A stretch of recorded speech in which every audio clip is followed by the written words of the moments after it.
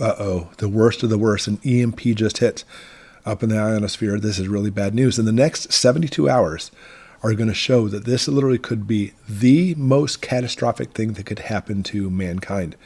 I'm going to go through 18 things to show you the outline of how it's going to happen. Stick through this. I'll be honest with you, a little spoiler alert, it's not going to end well. But I do this not to be stoking fear. This is a very real possibility. And look through all 18 things and take notes, because there's things you're going to have to do as a prepper to be ready for this horrible, horrible, horrible event. All right, number one, first thing, when an EMP or like a nuclear device goes off in the ionosphere, in our upper atmosphere, we have a huge layer of charged particles. And we found that if we detonate a nuclear device in there, it uses those charged particles to cause a massive amount of current to go into our power system.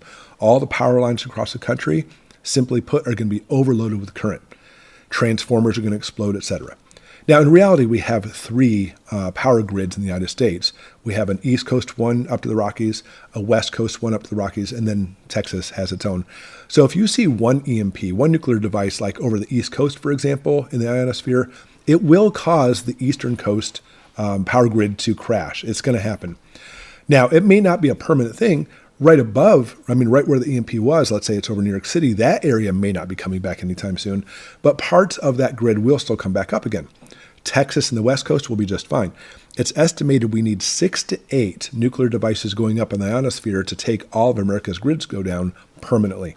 And when I say permanently, we're talking about years and years before it comes back up again. Because the transformers, what happens is that overloaded current will cause transformers to explode.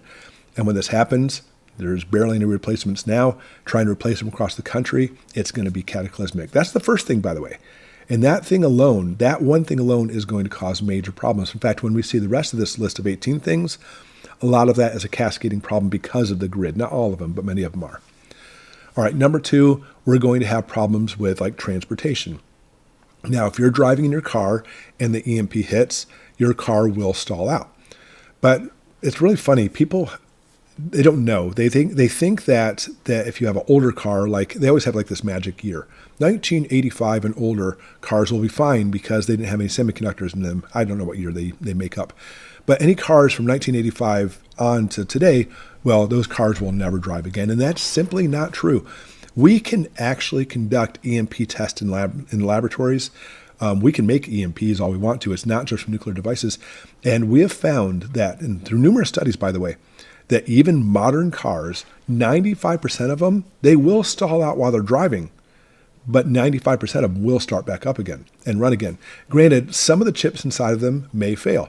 And if it's like one going to like the fuel injectors, that's obviously a bad thing. But if it's going to your radio, sorry, you can't listen to the radio, or maybe you can't turn on your windshield wipers, or etc. Most modern cars have about 150 microchips. 1 or 2 may get fried. The key word is may. They may not. 95% of cars will still keep going. But nevertheless, you're still looking at 5%, and those 5% could be blocking roads, highways, etc. Airplanes, there's actually a lot of military planes that actually are ready for EMPs, but we're only talking about the more modern ones. So there will be some planes crashing. A lot of them are actually what are called fly-by-wire. They're not done by hydraulics anymore. But literally, we're talking about crashing the whole electrical system. And if the pilot and stuff is able to reboot the electronic system before it crashes, great. But obviously, some of them, that will not happen. So that's number two. Obviously, we're going to see transportation going down. Number three, also because of that heavy amount of current going to electrical lines, those electrical lines go to your house. So number three, we're going to see a lot of electronics in your home will fry. Now, to be on the safe side, have those electronics that you really want to keep around in a Faraday cage. I have a whole different video on that. Like, for example, I have these huge metal ammo cans that I got that used to keep stuff from the military. I can put my solar generators in those cans. It's all to be on the safe side. Now, my solar generator, as an example, any electronics you have plugged in the wall, that massive amount of current is going to come into your home, go right to anything that's plugged in. It's going to fry it. It doesn't matter if you have breakers. It doesn't matter if those breakers are off. It doesn't matter if you have surge protectors. It'll go straight past that to your electronics and fry those electronics. But if you have a device like a cell phone and you're holding it in your pocket inside your house, it's not anywhere near the electrical wires of the home, there's actually a chance it'll survive even without a Faraday cage. But I will tell you, though, it's a chance, no guarantee. And of course, as you'll see in a minute with your cell phone, it doesn't matter anyway. You're not going to be calling anybody. But just understand, there's wives still saying that every electronic across the country will fry. That's not the case at all. Any electronics plugged into the grid, like an electric car plugged into grid charging, kiss it goodbye, it's going to be gone. But any electronics not plugged in the grid, maybe, maybe not. But that's why, to be on the safe side, you put those into a Faraday cage, and that way you'll be a little bit on the safer side. But on that same note too, hard drives and such, we're seriously going to be seeing a loss of data. For me and my computers, we have a lot of videos, obviously we're YouTubers, but we have a lot of family photos and such. So I always have a backup on a portable hard drive I keep in my Faraday cage. And not to mention, if you keep things on the cloud, even if the cloud survived this, no guarantee it will, you're not going to be accessing that information anytime soon. So keep that in mind. Number 4, communications will go down. Now, of course, we're working on mostly cell phone communications. Kiss that goodbye. The cell phone towers, if they survive this, by the way, they do have backup generators. Sometimes they have backup batteries, and it'll last for a few days, but not for you and me. Because what they're doing is they're going to switch it over. So literally all it is just emergency services, and you're not part of that system. They're going to block you out. So a lot of people think, oh, satellite phones. Understand there's an excellent chance if we see an EMP going off in the ionosphere, the satellites that connect with those satellite phones are also going to go down. So communication-wise, not good. If you have some kind of ham radios that you keep in your Faraday cage, or maybe even a CB for more short-term, range, or walkie-talkies, yeah, if you have somebody else on the receiving end also do the same thing, that's going to be almost the only communication. Number 5, this may not be so crucial, but it could be loss of cooling and heating. I mean, I've been in southern states before. Loss of cooling almost seems like it's a vital thing. I'm thinking of more like loss of heating. You live up north, it gets very cold. We're talking about freezing weather. Obviously, you and your family, you're not going to have electricity to your home. You're not going to have any resupply of propane to your home or natural gas. So your heating will go down sooner or later. Even if you have a solar generator or something to power your furnace, the fuel for your furnace obviously have a problem. Or maybe, like for our house, we have a wood stove. That's all we've used for years is a wood stove to heat up our home.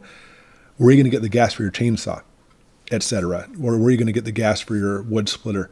I mean, you can do a lot of stuff by hand, and you can, but you're going to be spending a lot of time cutting, splitting, using the giant saws, to take down trees, and off you go. All right, number 6, your water will also cease.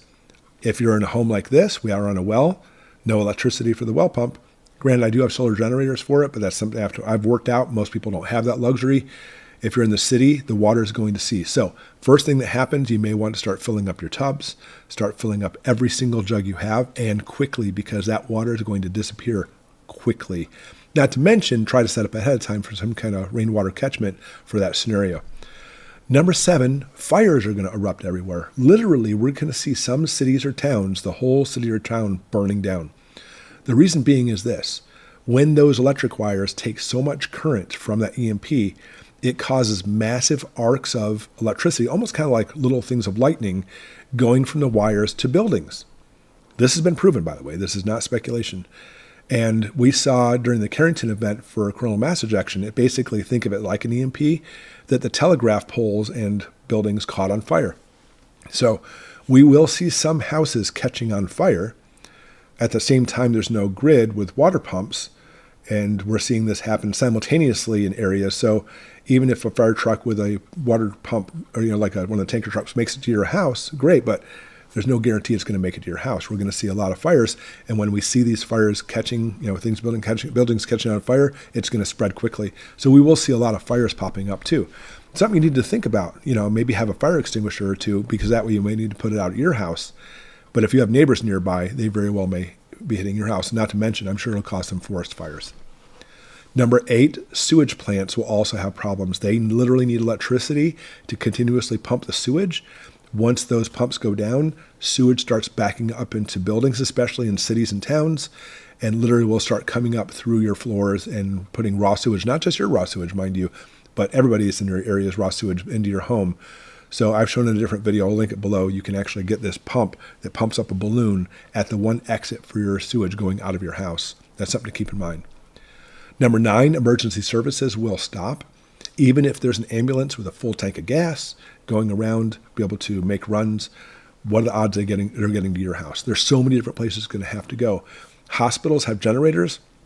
They only have so much gas. A time is going to come very soon, by the way, some within 3 days, that literally they're going to have stop services. And medically speaking, you're going to have to take care of yourself. Number 10, the markets are going to go down. The markets are going to crash. Now, what the government's going to do, even if they had power to keep the markets going, they're going to put a stop on all transactions. But a time's going to come where eventually they're going to try to get it online again, and we're going to see the actual economy collapsing because of that. Number 11, because of that, banks are going to fail, and we're going to see no more cash. Goodbye ATM. Goodbye your digital bank account that's holding your money in there. It's going to be a long time before you have any money. So I always say have cash ahead of time.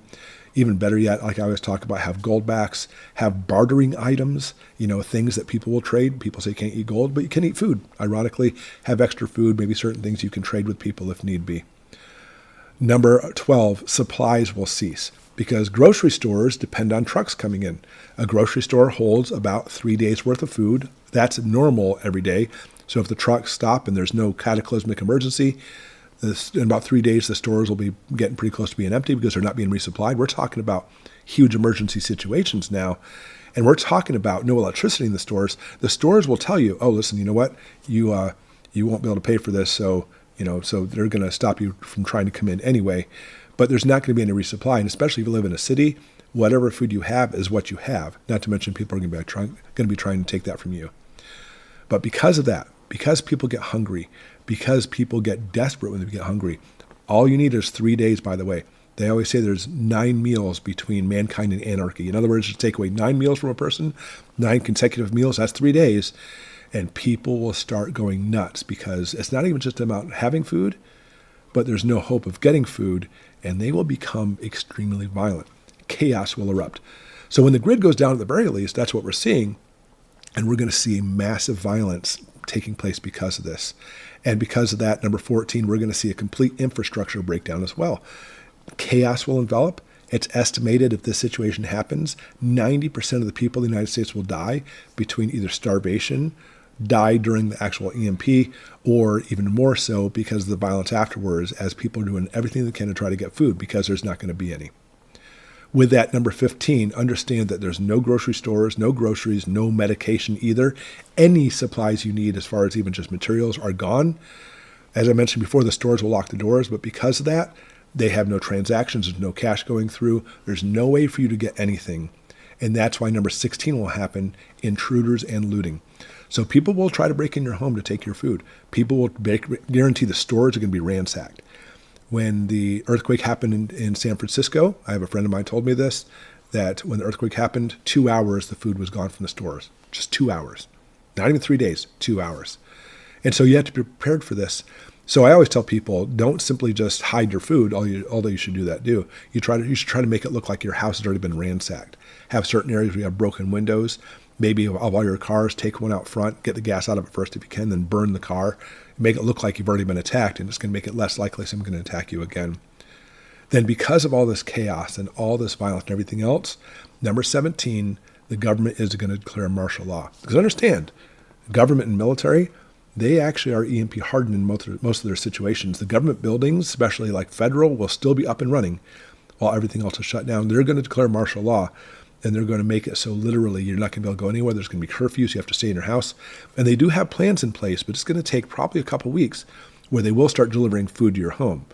Some of them maybe actually be natural disaster type MREs. They're actually very interesting. I have a few of those. But they're going to get food to your house.